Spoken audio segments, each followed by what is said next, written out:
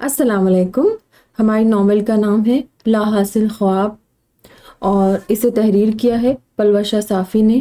ہم آج قسط نمبر 20 ریڈ کریں گے۔ بڑھتے ہیں ناول کی جانب۔ مہابیر چھوٹے قدم اٹھاتا اندر داخل ہوا۔ زمروش بلش کرتے بیڈ پر نیم دراز بیٹھے چھوٹا تکیا گود میں لیے تھے۔ وہ بے تاثر انداز میں سر جھکائے اس کے سامنے بیٹھا۔ مہابیر، کیا ہوا؟ خوش نہیں ہو؟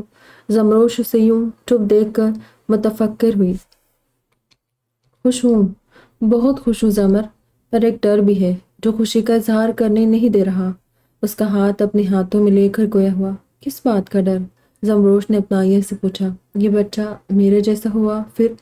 اس نے لب بھینچ کر اسے دیکھا تھا۔ مہابیر، ہمارا بچہ ہے، آپ کا بچہ آپ کے جیسے ہی ہوگا نا؟ وہ بات شرارت میں لے گئی۔ پر اس کا دماغ میرے جیسے نہیں ہونا چاہیے، اسے میرے جیسا اب نارمل نہیں، صرف تمہارے جیسا نارمل ہونا چاہیے۔ وہ بھی خوف کا شکار رہا۔ آپ نارمل ہیں؟ آپ کے دماغ کو کچھ نہیں ہوا؟ زمروش نے اس کی تھوڑی اوپر کر کے آنکھوں میں آنکھیں ڈال کر یقین دہانی کرائی۔ اب جا کر نارمل ہوا ہوں، پہلے تو نہیں تھا نا۔ میں جانتا ہوں مجھ پر کیا گزری ہے، مجھے پتا ہے میرے بچپن میں نے کیا کچھ سہا ہے، اور میں یہ ہرگز نہیں چاہتا کہ میرا بچہ بھی وہ سب دیکھے۔ وہ جھنجلا کر کھڑا ہو گیا۔ زمروش اسے دیکھتی رہ گئی۔ 25 سالوں سے میں کن کن تکلیفوں سے گزرا ہوں۔ گلی کوچے میں لوگ پاگل پاگل کر کے چڑھاتے تھے، مارتے تھے۔ اسی کمزوری کی وجہ سے میں کبھی اسکول مدرسہ نہیں جا پایا، تعلیم سے محروم رکھا گیا مجھے۔ سب مجھے دیکھ کر افسوس کیا کرتے۔ اکثر لوگ تو مجھے کنویں میں پھینک دینے کا مشورہ دیتے تھے، کچھ لوگ بھوکا مار دینے کی تجویز کرتے۔ ان کے نزدیک میں کوئی ناپیدہ چیز تھا۔ اکثر جاہل عوام میری بیماری کو اللہ کے عذاب کا نام دیا کرتے۔ دادا جان اور آغا صاحب نے کوشش کی پر لوگوں کا نظریہ نہیں بدل پائے اور کوئی مجھے مزید تنگ نہ کرے، اس لیے میرے ہاتھ میں تلوار پکڑا دی۔ نصیحت سے نہ صحیح، ڈر اور خوف بٹھا کر ہی صحیح، بس لوگوں کو چپ کرا دیا۔ وہ دکھ اور کرب کی انتہا سے کانپ گیا۔ زمروش اس کے پاس آئی اور پیچھے سے ہی اس کے کندھے پر سر رکھ کر پرسکون کیا۔ آپ کی باتیں اپنی جگہ بالکل درست ہے، پر مہابیر، اولاد اللہ کی نعمت ہے، اور اللہ انسان کو سب سے بہترین تخلیق کرنے والی ذات ہے۔ جسے اللہ بنائیں گے ہمارا بیبی ویسا بنے گا انشاءاللہ۔ کچھ چیزیں انسان کے بس میں نہیں ہوتی، وہ چیزیں اللہ کے سپرد چھوڑ دینی چاہیے۔ مجھے اللہ پر پورا یقین ہے اور آپ پر بھی پورا یقین ہے۔ آپ اچھے بیٹے ہیں، اچھے شوہر ہیں اور ایک اچھے باپ بھی بن کر دکھائیں گے، اس نے حقیقت سمجھائی۔ مہابیر اپنے خدشات دور کرتے مڑا اور اسے اپنے حصار میں لے کر ماتھے پر بوسہ دیتے مشکور ہوا۔ ان کا رشتہ ایک قدم اور مضبوط رتبے کے جانب بڑھا تھا۔ میاں بیوی سے ماں باپ کا رتبہ، اور یہ رتبہ دنیا کے تمام رتبوں سے افضل ہے۔ صبح سویرے ہی پانی کا پائپ لگا کر مہابیر نے چاروں گھوڑوں کو دھویا، پھر ان کو چارہ کھلایا۔ اس نے براؤن پینٹ اور وائٹ شرٹ زیب تن کیے ہوئے تھا، لمبے بوٹوں اور بڑی سی ہیٹ میں پورا گھڑ سوار لگ رہا تھا۔ اس نے 2 کی لگام خود تھام کر باقی دونوں کی بہادر کاکا کو پکڑا دی۔ انہیں کہاں لے کر جا رہے؟ زمروش نے کھڑکی سے باہر دیکھتے ہوئے مخاطب کیا۔ فیڈریشن کے استبل میں۔ میرے ساتھ ساتھ اب میرے گھوڑے بھی اسپورٹس کے کام آئے، ان کا استعمال ہارس رائڈنگ میں کیا جائے گا۔ مہابیر نے ایک گھوڑے کی پشت سہلاتے اطلاع دی۔ آپ انہیں خود سے الگ کر رہے ہیں؟ اب کی بار اس کی آواز میں بے یقینی تھی۔ الگ نہیں کر رہا، بس کچھ وقت کے لیے دور کر رہا ہوں۔ یہ بنگلہ حویلی کی بنسبت بہت چھوٹا ہے، اور یہاں کے ماحول میں گاڑی تو گھر میں رکھ سکتے ہیں پر گھوڑے نہیں، اور سب سے اہم وجہ ان کی اسمیل سے تمہاری طبیعت خراب ہوتی ہے۔ اس نے کھڑکی کی سمت رک کر کے اسے دیکھا تھا۔ ناک کے پاس دوپٹے کا پلو رکھے اسے دیکھ رہی تھی۔ اور پھر فیڈریشن کے استبل میں اور بھی گھوڑے ہیں، گھوڑیاں بھی ہیں، ان کا خیال بھی رکھا جائے گا اور نئے دوست بھی مل جائے گے۔ کیوں؟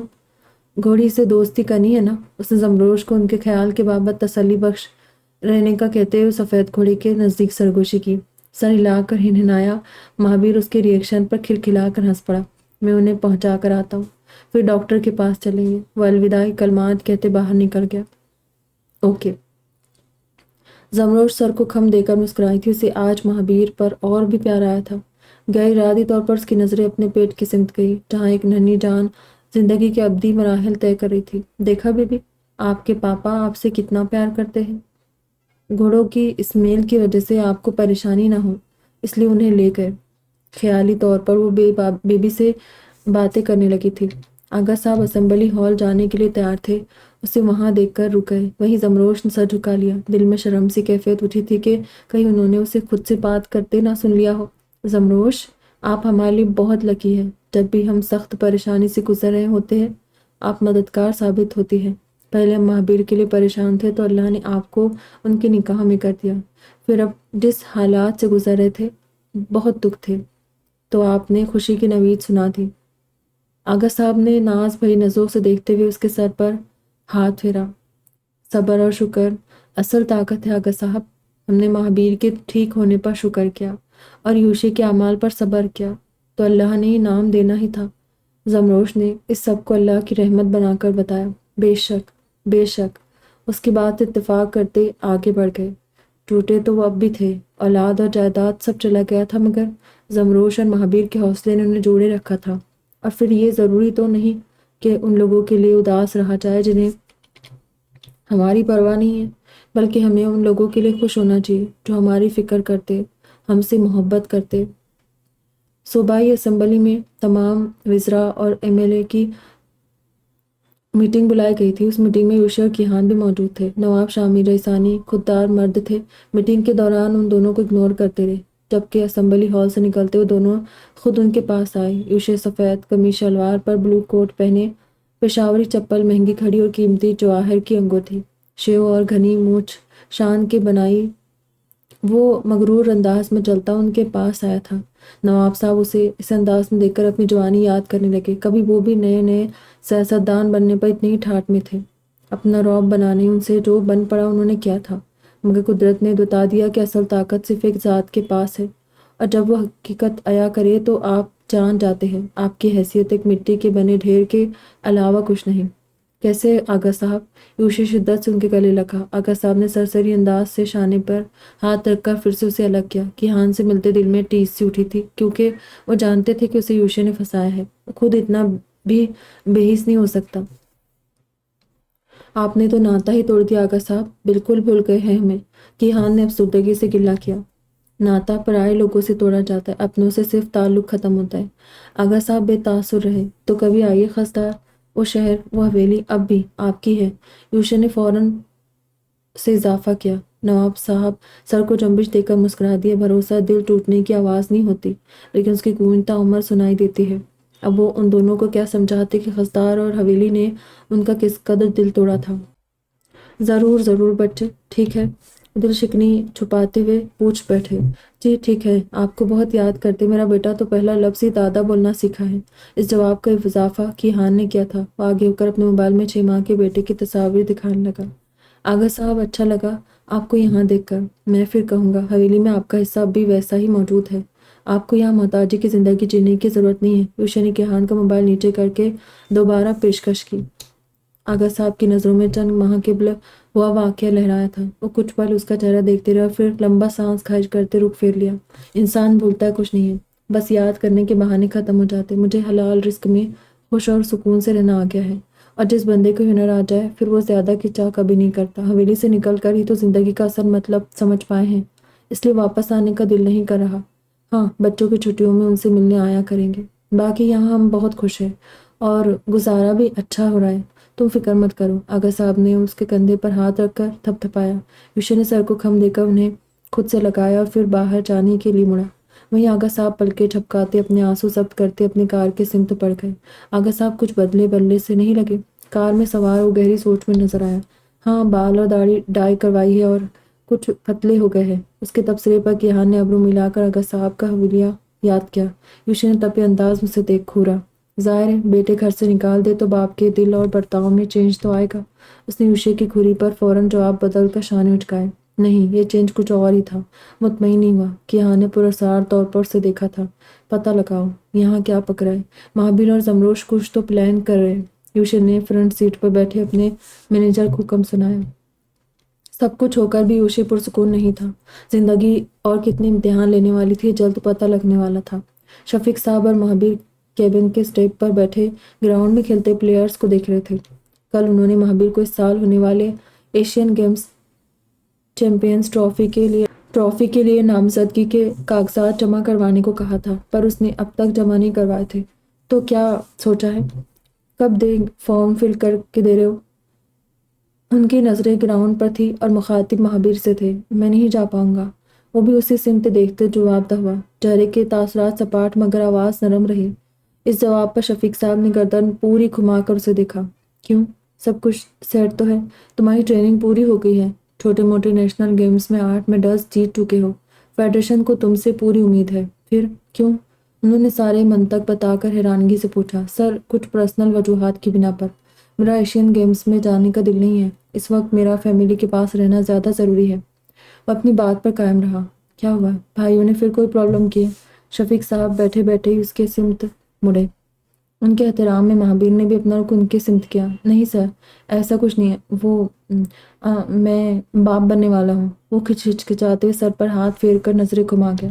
شفیق صاحب کی خوشی سے آنکھیں بڑی ہو گئی۔ ماشاء اللہ، یہ تو بہت اچھی خبر ہے، مبارک ہو۔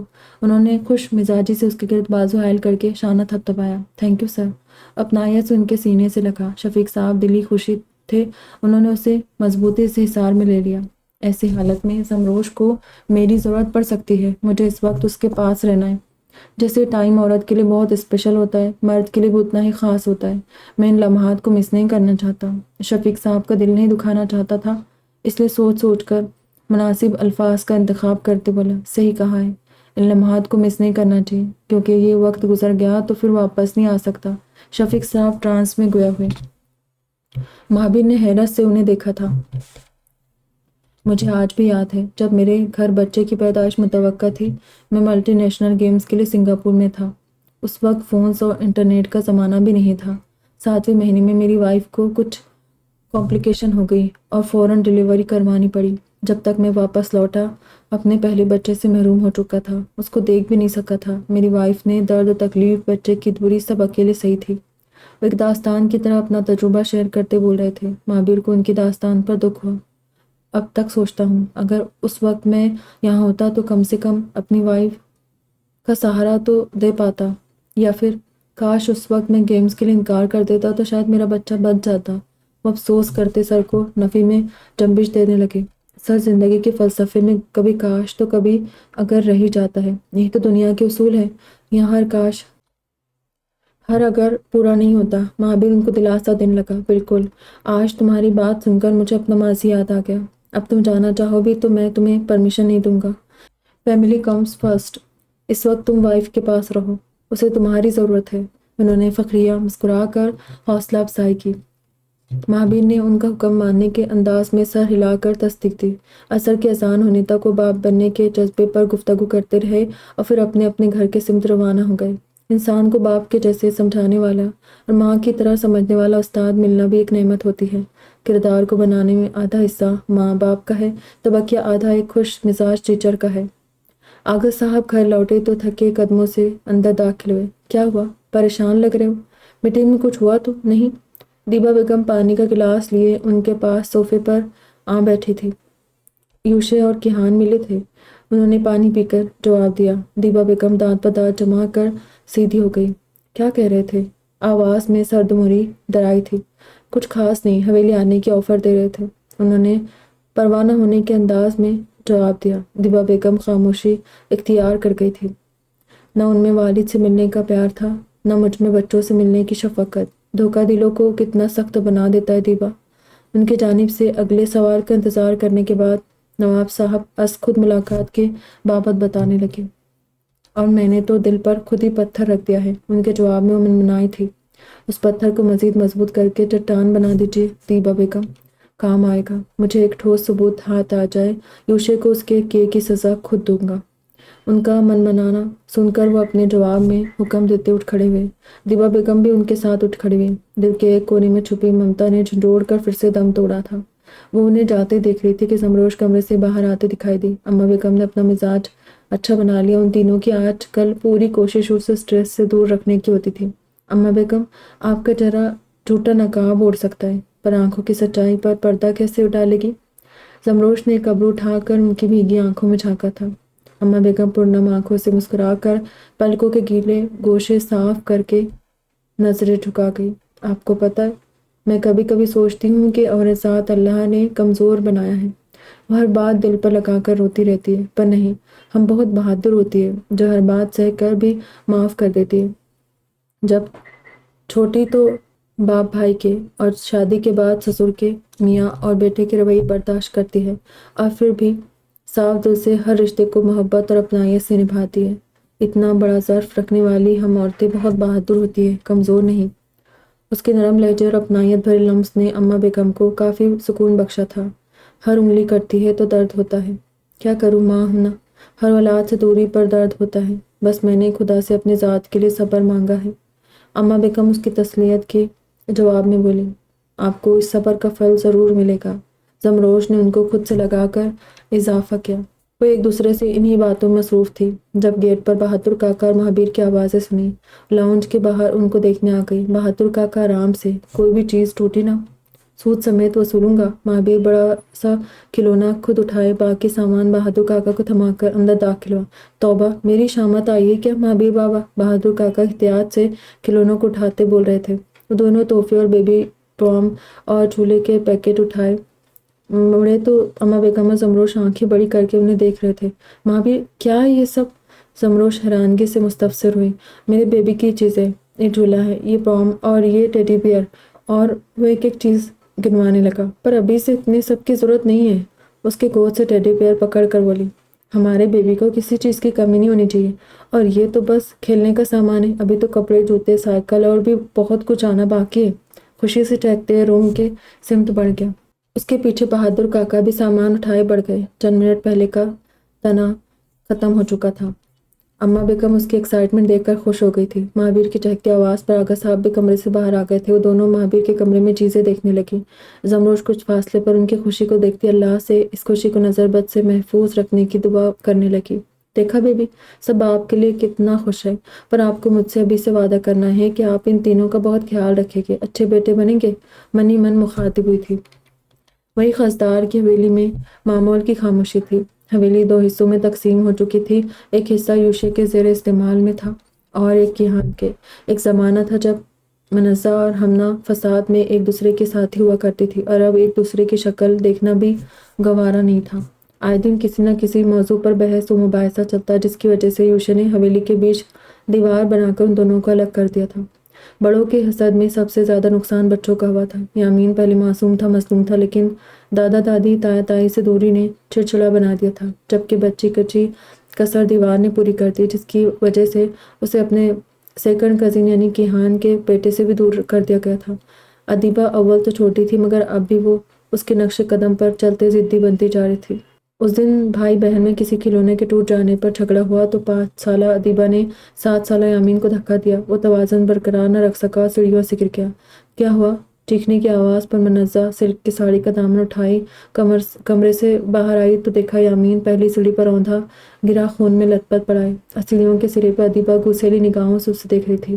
مائی گاڈ، یوشے، جلدی یوشے کو بلاؤ، وہ اس کو سیدھا کرتی بولی۔ پاس کھڑے ملازموں سے ایک نواب شامل ریحسانی کی اسٹڈی کی جانب بھاگا، جو اب یوشے اپنے آفس کے طور پر استعمال کرتا تھا۔ سر یامین سیڑھیوں سے گر گیا ہے، بہت خون بہہ رہا ہے، جلدی چلیں۔